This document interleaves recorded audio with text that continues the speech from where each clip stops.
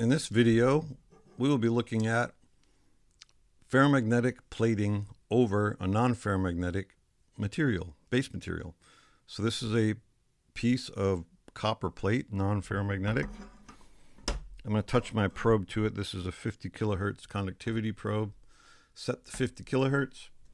And then for the plating material, I'm going to be using ferromagnetic carbon steel shims.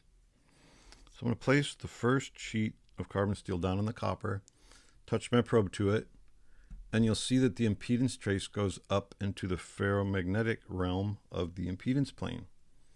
That's where ferromagnetic materials will go when you calibrate the non-ferromagnetic materials to go down in the impedance plane. So now I'm adding a second shim of carbon steel.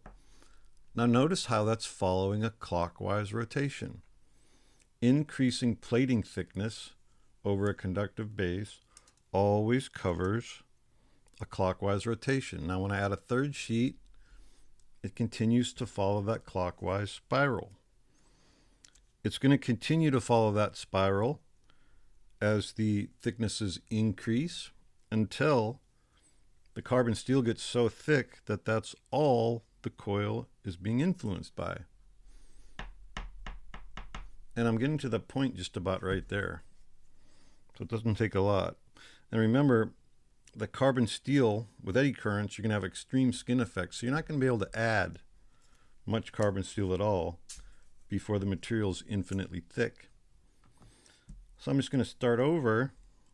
There's copper. There's one sheet of carbon steel.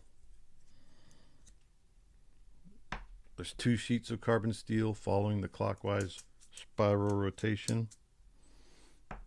There's three thicknesses of carbon steel.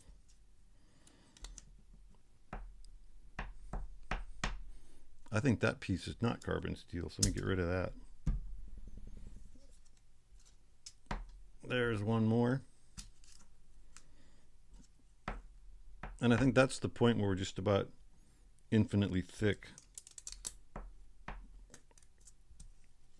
of copper. But let's just try it one more time. I'll go through the sequence again. Copper only. One sheet of carbon steel. Two sheets of carbon steel. Three sheets of carbon steel. And that's about the point where we're infinitely thick. See, I keep adding shims and it doesn't move anymore. So there you have seen that carbon steel ferromagnetic plating over a copper-based material follows a clockwise rotation as the plating thickness increases. End of video.